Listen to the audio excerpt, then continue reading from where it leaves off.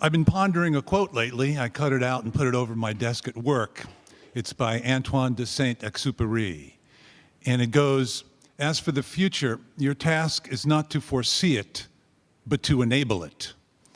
And it kind of encapsulates a conundrum I've been thinking about lately between foreseeing the future, which is sort of my understanding of some of the Abraham teachings, and enabling the future, which is the world of action. A lot of people in my generation believed that it was their task to enable the future, to create a better planet, a better country, to create a better. And for want of a better term, the vehicle to do that is sometimes called politics.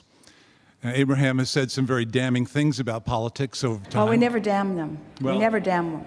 As a person who's spent a lot of his adult life in the political world, I cannot disagree with any of them. Pushing against is kind of the nature of the beast in politics. It's part of the modus operandi of how things get done.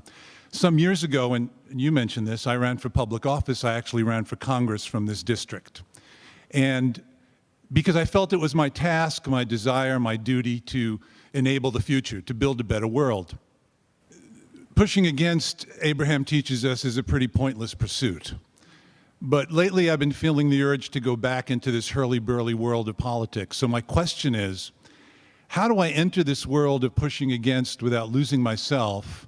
And more importantly, how do I apply or adhere to the teachings of Abraham and also the laws of the universe when my desire is to help write the laws of man? Well, you could not have been more articulate. And it might surprise you to hear us say that we have not even the slightest disagreement with anything that you just said, especially the quote that you began with today. We're going to give you just a little basis, a very short explanation of something, and then we're going to dive right into this, and you'll see how it all fits together. Thank you. And it is our absolute knowing that you will feel empowered by all of this and eager to jump in with all 4 feet. I'm sorry, I just had this image of getting down on my hands and knees and crawling around in the muck. Well, we've been watching the dogs. So we've been describing this deliberate creative process as a 3-step process. The first step is explore the contrast. And that's part of what the political world is about. Yes. That exploring contrast is all part of the conversation. It's all part of the discussion. It's part of the solution. Because, first of all, you can't find a solution unless you have identified what your question or problem is. And there is certainly no expansion without knowing what you would like that is beyond what you have. So Yes. Step 1 is a very important part of the process. Humans get stuck in step 1 a lot. The second part of the 3-step process is the answer comes. In other words, when you ask, the answer comes. Well, that's the universe's response. That's source response. That's not man's role. But the third step in this 3-step process is you must, as the asker of the question, you must find a way to become the allower of the answer or the allower of the solution. And we think that this philosopher who is offering this quote that you so eloquently described here may very well be talking about that as the enabling. Because if you don't find vibrational alignment with what you want, you are not enabling. We are talking about realizing it. You must enable yourself to be the receiver or the allower of what life has caused you to know that you want, you see. So certainly in politics, there is a lot of pushing against. But can you imagine being in any sort of discussion with any sort of reasonable people? And we're not excluding Congress from that. Really, we are not. They are well-meaning. They are well-educated. They have had a lot of experience. And they, for the most part, have strong desire for the upliftment of the whole. That was dominantly the reason that they are participating there. but they are an exaggerated version of the human species in that they really are stuck in the step one. They have a sort of shortage consciousness where they are vying for resources and sort of squabbling over the resources that exist. So imagine a group of people coming together, reveling in the collective questions that arise as lots of people from lots of districts and lots of communities and lots of variety of lots of issues come together. Imagine the collective question that they are asking. Imagine the collective question that they have put in answer to the question that they've put into this vortex.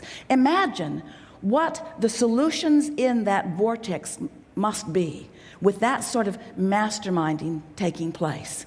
But you're right, and we are too, when we talk about them as a group pushing so hard against one another that they don't allow themselves the receiving of the answers that have already been spun to gold in this vortex. Now, it does not take many. In fact, it could be one. It does not take many to stand in that place of understanding how to allow. You cannot be one who is pushing against and be in the state of allowing at the same time.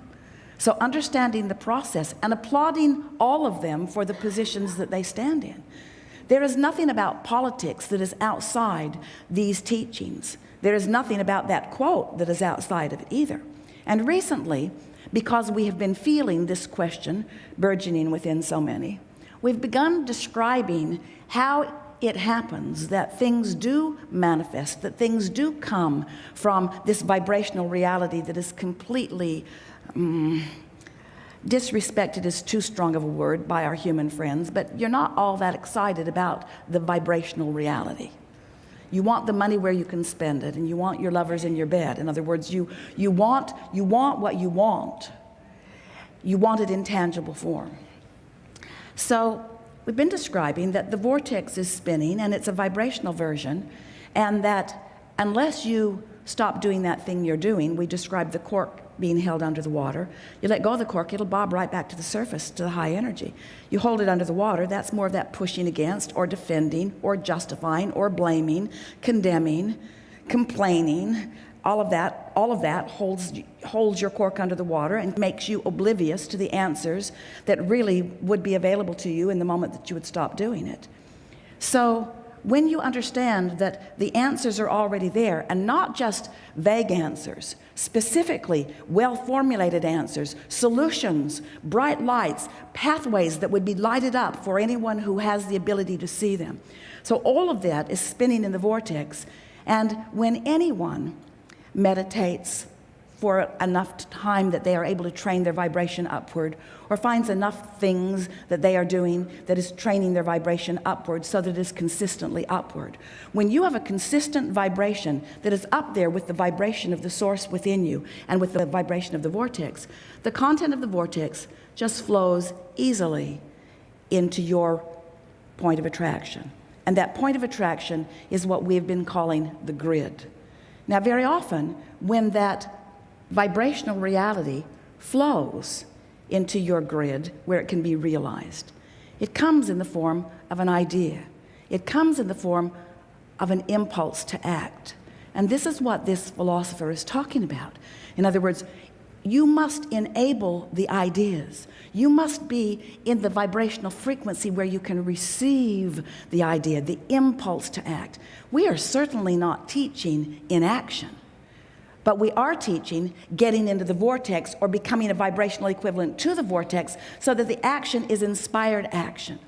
And we, like you, see Congress primarily in a place of acting without inspiration. They are not acting from their alignment. They're acting from their defensiveness. They're acting from their worry. They're acting from their shortage consciousness. It will require, for that inspired sort of action, the likes of which this high-minded philosopher that you are quoting was understanding. And there are so many people, many of them in Congress, that understand this too. But there's something about getting together with a group of others who are scrambling for resources, who are so shortage-oriented. It's not easy to maintain your stability in an environment like that, when there's a sort of scrambling around fighting over the spoils, it's not easy to stay in that high-minded place. And that's what we mean when we say you got to get out ahead of it vibrationally. You've got to accept them as they are, not condemn them as they are, not push against them as they are, but understand them as they are. And understand that within every wonderful forum are opposing points of view. And those opposing points of view are the strength and balance, because diversity is what puts everything that is wonderful in this vibrational reality. It's all necessary before anything can come about. So all you have to ask yourself is, as a person participating on the inside or the outside of that congressional body, you just have to ask yourself, how stable can I be in this environment? Because we want you to understand, you all can do as much from outside that body as you can from inside that body. In fact, you are more likely to receive the inspiration from outside.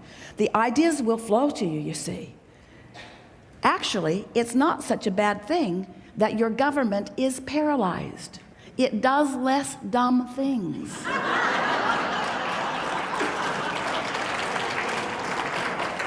Because they are not the point of your attraction. You are the point of your attraction, you see. But you cannot allow wonderful things to flow to you if you are pushing against them or anyone, you see. I just imagine the subversion of an Abraham-hamster in the halls of Congress and the wonderful damage that can be done with an enlightened point of view. Already there, and in far more places than the halls of Congress. Surely. In other words, surely. It's everywhere. It's everywhere. You hear it mostly in car commercials, but it's everywhere. I understand. It's everywhere, you see. I just wanted to add something. Being a candidate is different than actually winning. When there's two parts to it. Candidacy in politics has always appealed to me because it forces you to focus. And as a candidate, you're kind of forced to focus on the best person that you can be. And in life, I tend to get a little lazy, and I could be a bit of a jerk from time to time.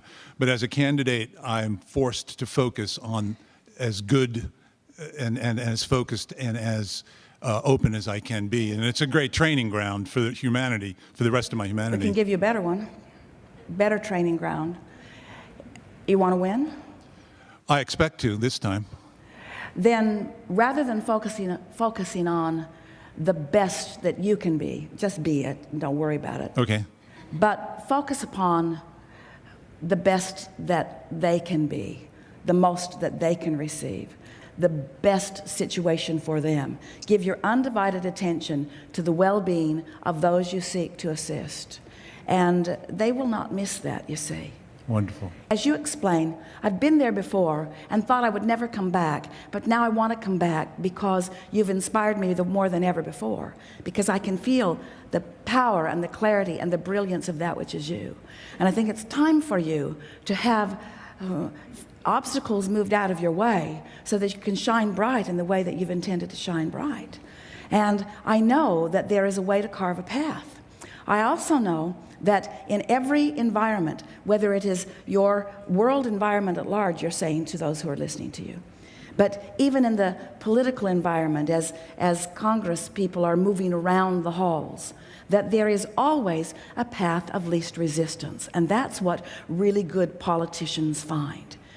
As a body, we stir a lot up. You all know that.